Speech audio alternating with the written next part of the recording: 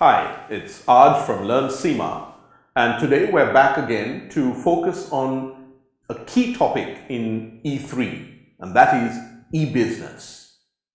Let's start with some definitions. So what is e-commerce?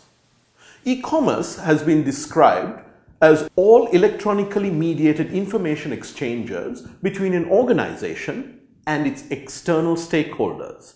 So when we think of e-commerce, we need to think about it both from the perspective of the organization and its stakeholders. Contrast that to e-business. E-business is a much larger concept than e-commerce because it means the transformation of all key business processes using internet technologies.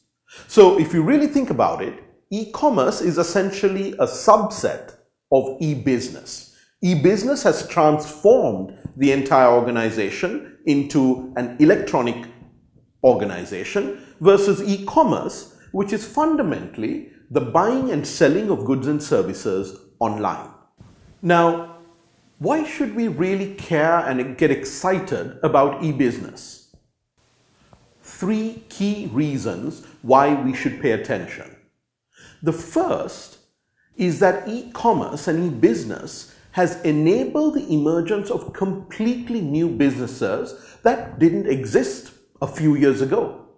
So for example, photo sharing networks like Flickr or Instagram, or interest sharing networks like Pinterest. These were not around, let's say, 5 years ago. Today, these businesses have developed a large database of customers that runs into the millions and have developed or achieved valuations that are in the very high hundreds of millions purely based on leveraging internet technologies and creating new businesses that didn't exist a few years ago. The second reason we should care about e-business is because it can completely transform existing industry structures. Now, from a competitive aspect, this becomes a very challenging and yet exciting opportunity for companies that are struggling or for new companies that are entering a market. They don't need to follow the same rules. They can use the internet technologies to do away with some of the systems, do away with some of the middlemen, and create entirely new structures. A good example might be in the music business. Well, in the old days, if you were a recording artist and you wanted to get your music out to your fans, you would have to work with a recording label, a company, let's say, like Time Warner. They would determine where your music was recorded, how often, what type of songs. They would decide the design of your CD, and they would decide on the price and where your music would be available. You had no choice. They had the power. But today, as a promising young artist, you can self-publish your music online and get your fans to download it, either for free or perhaps you charge them a few cents per song. This has completely changed the music industry, where the record labels now do not have the same level of power they had a few years ago, and they have to work a lot harder to retain the artists, to service them, and to prove that they are really creating value on your behalf as an artist. So complete transformation of an industry because of e-business.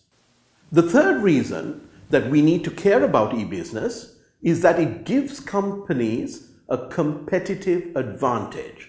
Companies that adopt and adapt the latest technologies in order to serve their customers better will create competitive advantage and will leap ahead of the competition. So, for example, in financial services, you saw this initially where companies only used to compete on branches and ATM networks. Today, the competition has moved online. Banks will compete for your business online by trying to create better and easier to use websites, and now, more importantly, easier to use and nice looking mobile applications. So the banks that have the better looking, easier to use mobile applications that give you the information you want to your fingertips are going to be the businesses that gain competitive advantage and win in financial services. So for these three critical reasons, e-business becomes a very important topic for us in E3. Now, when we think of e-commerce, we need to make sure we know who the parties are that are transacting online. So if you've got the organization in the middle and you've got them dealing with their suppliers, essentially buying and selling raw materials and all the goods they need to create their product, and if they're doing it online, let's say through an intranet, that is called buy-side e-commerce. Now, on the other hand, if you're thinking about the organization in the middle selling to its end customers, where customers are going online to that company's website and buying the product or service directly online, that is called sell-side e-commerce. So when we're looking at a company, when we're thinking about e-commerce, we need to make sure that we understand where the transactions are happening. Is it between a company and its suppliers? Or is it between a company and its customers? Now, as companies move into e-commerce, they typically follow a staged approach.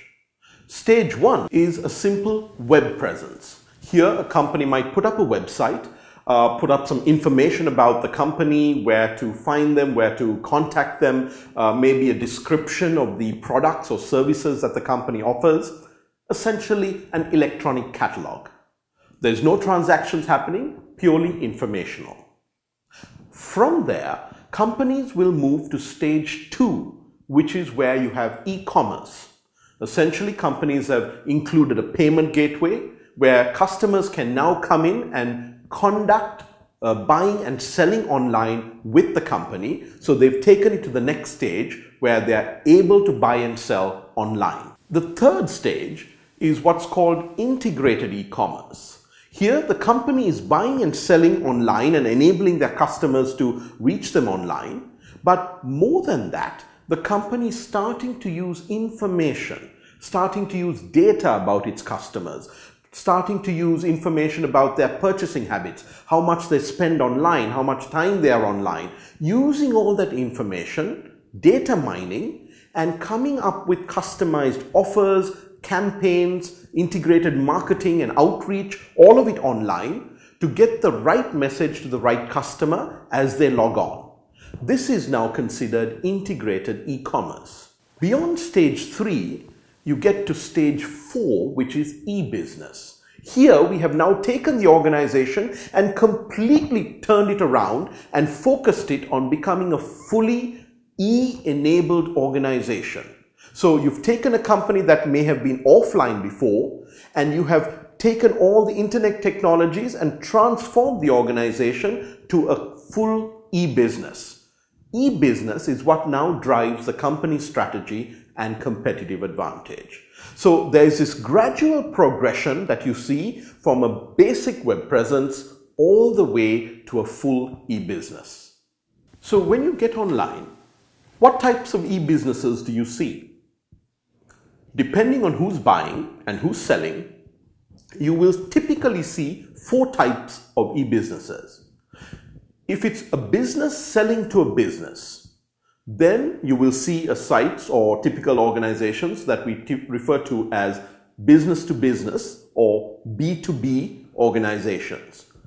Now, we may not see them as much as a consumer site, but most of what we consider e-commerce takes place between these B2B sites. A great example is a site called verticalnet.com.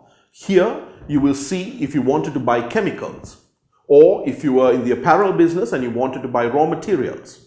You would go to this site, you would go to the apparel vertical, and you can find suppliers from around the world who are willing to provide you with material, with thread, with buttons, with hangers, all of the things that you might need if you were a company that was in the business, say, of making shirts. So it's one organization selling to another organization in the B2B e-commerce space. The second model that you see is something that we would be much more familiar with. This is where you have organizations selling to consumers, business to consumer, or as we call it, B2C. Best example, Amazon.com. We all know it, we're aware of it. Most of us may have been on Amazon and bought something from it. But here's an organization that has set up its website, It has millions of products available, and as consumers, we can log on to Amazon, register, and buy any of those products, and they will ship it to us sometimes within a day. A third model that you would see online is where you have consumers essentially selling or sharing information with businesses. So consumers are logging into sites, they are sharing their preferences, they're sharing their desires or certain prices that they would like to see online, and companies are taking that information and coming back with a suitable offer to that consumer. An example of a site like this would be Priceline.com. Here it's a travel site, and if you wanted to buy a ticket or spend some time at a resort, you would say, I want to spend $500 for this holiday. And you would go to Priceline and you would put that in, and you would wait for an offer from a number of different companies that says, for $500, we can give you a 2-day vacation in this hotel, in this location. And if you like it, you will accept it. So that's a different model where it's reversed, where the consumer is communicating with the business, and that's called consumer to business or C2B.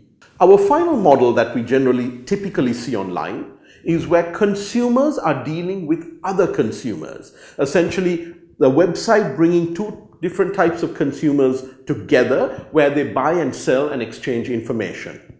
Again, most common example, eBay, an auction site where you as a consumer, if you have something to sell in your garage, you might put it and list it online, and then somewhere around the world, there's another consumer who wants that thing that you are selling, and they will find it at eBay, they will bid for it, they will give you the price that you like, and essentially fulfill the transaction.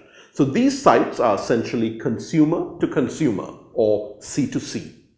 So you've got 4 different types of e-commerce sites that you would typically see online. Now, there are a number of benefits to e-commerce and e-business, which we will get into more detail and when you join the course. But let's also quickly take a look at some of the drawbacks or challenges for e-business and why some people still do not adopt it as quickly as they should. The first reason is some people are just simply afraid or are skeptical of technology. It's new, it's different, they don't want to change what they're doing right now, so they will not adopt new technologies. A more valid concern might be around security. You've heard in the recent past a number of large breaches in databases where consumer information, credit card information has been stolen by hackers, and that creates a sense of concern for a lot of companies that they may not want to adopt certain levels of e-commerce because of these security concerns. Other companies or individuals might be concerned about setup costs and running costs. Yes, while you have all of the benefits of e-commerce, it is expensive sometimes to set up a really strong, solid site with backup servers, security, and to have personnel in your company who are capable of running any business. If you don't have those resources in-house, you might be reluctant to adopt e-commerce. And finally, your business may not be suitable for e-commerce. Selling books online makes a lot of sense, but what if you were a carpet manufacturer? Does it make as much sense to be online where people typically would like to look and touch and feel a carpet before they buy it? So certain industries, it may not make as much sense to adopt e-commerce. So e-commerce is a very critical topic in E3 because it can impact a company all throughout the value chain and really help a company that's struggling to get ahead of its competition. We're going to end our discussion on e-commerce, and I look forward to catching up with you again as we study another key topic in E3.